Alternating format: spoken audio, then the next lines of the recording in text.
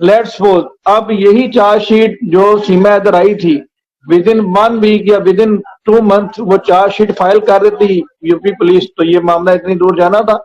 उन्होंने क्या करना था, उन्होंने सारा जहां जहां से ये आई है वहां से विटनेसेस को एग्जामिन करना था, कौन कौन सी जगह पे गई थी। अगर वहां से लोग एविडेंस इकट्ठे किए होते, वो अदालत के सामने ला के रखते थे, जनाब ये शातें हैं, ये इसने वायलेशन की है, यहाँ पे इसने स्टे किया है, ये इसके टिकट हैं, ये इसके नंबर हैं, ये इसने fake and fabricated document use किए हैं, और ये हमारे पास एविडेंस है। लेकिन वो तो जब वही काम नहीं करेंगे तो फिर अदालत क्या कर लेगी? जब खुद जाके तो इंक्वायरी नहीं ना करेगा, वो तो खुद जाके नेपाल नहीं जाएगा। लेकिन यहाँ पे आप देखें कि जब पुलिस ने काम नहीं किया तो नौबत ये आ गई कि मोमिन मलिक साहब नेपाल पहुंचे हुए हैं, ठीक है, वहां पे जाके कभी होटल वाले का इंटरव्यू कर रहे हैं, कभी उसको क्या जरूरत है? वो इसलिए जा रहा है कि भाई वो अपने तौर पर उनको थोड़ी शर्म दिलाने की कोशिश कर रहा है कि ये आपका काम है। वो निकाल निकाल के ला रहा है, यार ये इसके पासपोर्ट में तो लिखा हुआ है इसका रिलीजन इस्लाम है, आप कहते हैं इसने 4 साल पहले हिंदू मजहब अडॉप्ट कर लिया था। तो वो ये चीजें ला ला के सामने लगा रहा है। ये चीजें पुलिस ने इन्वेस्टिगेशन करके अदालत के सामने रखना था कि जनाब ये वाइफ ऑफ गुलाम हैदर है, असल कहानी ये है, ये इल्लीगल तरीके से ट्रेसपास करके आई है, ये बेल की हकदार नहीं है। अब अनफॉर्चुनेटली जो ओवरबर्डन है जुडिशरी, जज के भी कोई बाप का केस नहीं होता, वो केस आता है उसके पास ऐसे बहुत सारे केसेस, 4-4, 500, 1000 केस लगा होता है। वो आता है सामने, वो कहता है मैं किस किस केस में पर्सनल हूँ, किस किस केस में सस्पेंड करूं, किस किस केस में इंक्वायरी लगाऊं। जो केस वकला हजरात बहुत ज्यादा पेन के साथ फॉलो करते हैं, उसमें एविडेंस ले आते हैं, उसमें जल्दी फैसला हो जाता है, जो रह जाते हैं फिर इस तरह से लटक जाते हैं। तो ये केस इतना कॉम्प्लिकेटेड है, आप देखें कि इसमें नेपाल का बॉर्डर इन्वॉल्व है, दुबई इन्वॉल्व है, पाकिस्तान इन्वॉल्व है। तो ये कोई बच्चों का काम तो है नहीं कि यहाँ पे बैठ के कोई भी यूट्यूबर जिसके 2000 सब्सक्राइबर हैं, जो कभी लाहौर से बाहर नहीं गया, वो कहता है वीजा लेना कौन सा कोई मुश्किल काम है, मोमिन मलिक तो कुछ कर नहीं रहा।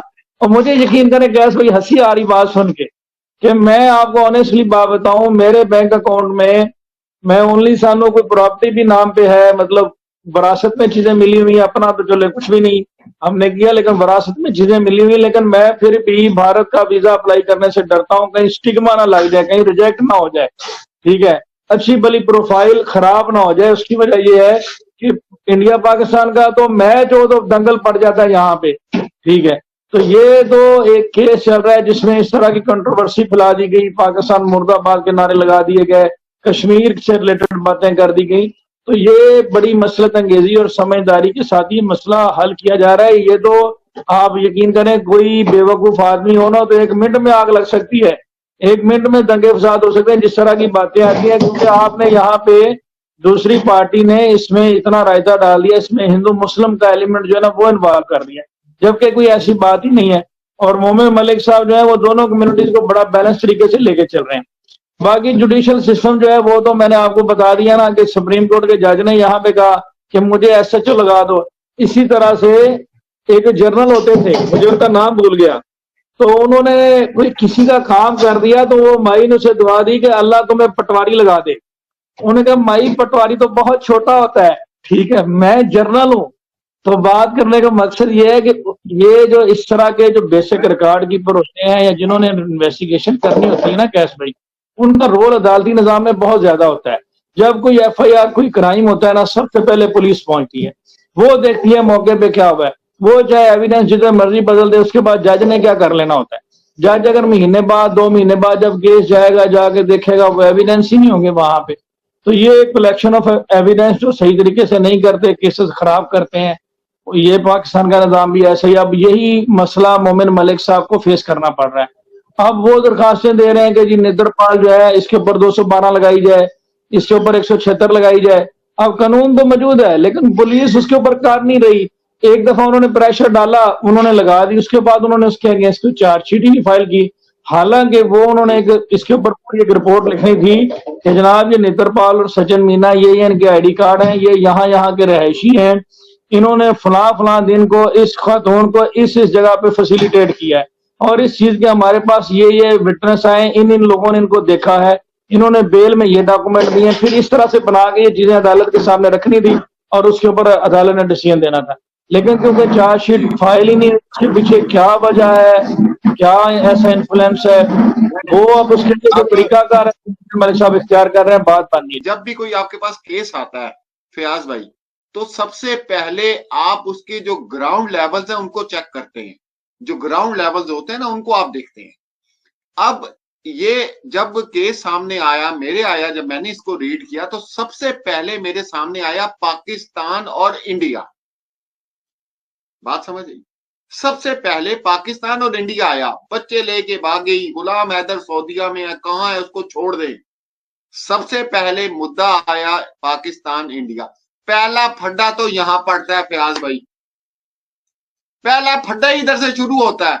अगला छोड़े आप, पहला फड्डा ही यहां से स्टार्ट हो गया कि पाकिस्तान इंडिया में जो हम लोगों का एक बना हुआ है हुकूमती सतह पे या फौजी सतह पे, जो एक हमारा बना हुआ है, कितना मुश्किल हुआ है कि नाम लेना भी पसंद नहीं किया जाता। मिसाल के तौर पर, ये सच्चाई की बातें कर रहा हूं मैं, जो मैं हुकूमती लेवल पे बात कर रहा हूं।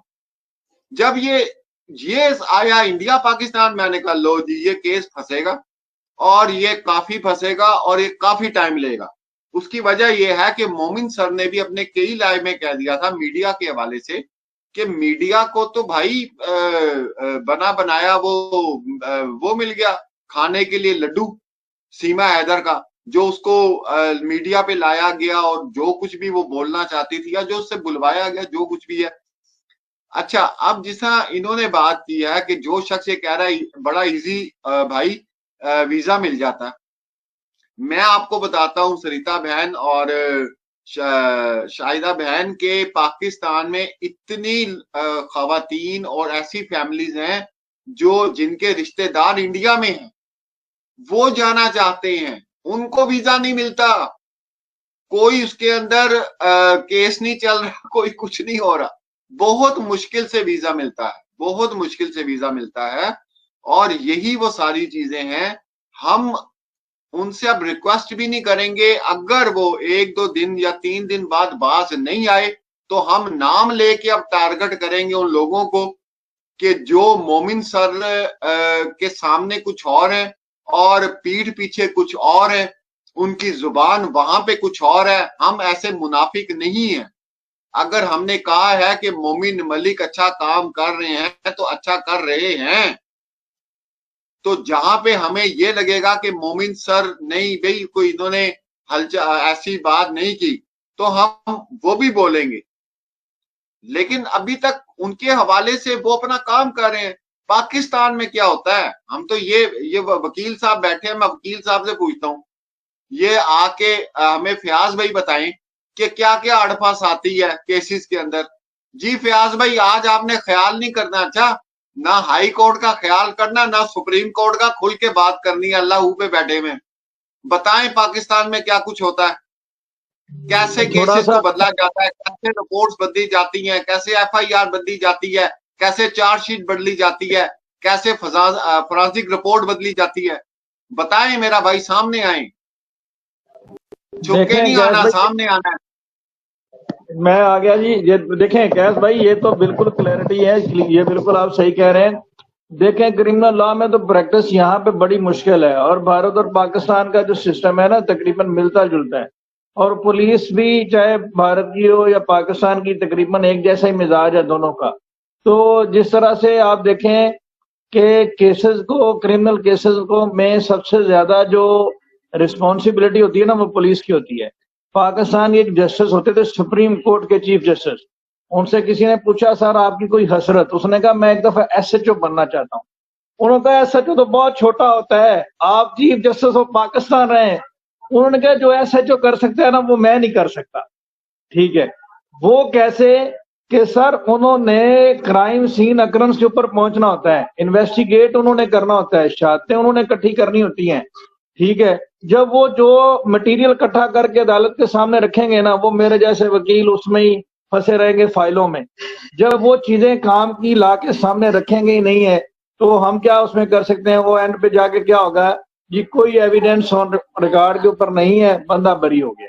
ठीक है, आपने देखा होगा कि 1 माह से बहुत ज्यादा फोकस और टारगेट किया जा रहा है मोमिन सर को, और अपने लाइव्स में और अपनी वीडियोस में ये चीजें बताई जा रही हैं कि लेट हो गया, फला हो गया। अब 1000 बार मेरे लाइव में भी आके मोमिन सर ने यही बात बोली है कि एक वकील का काम है अपने केस को दायर करना, ठीक है।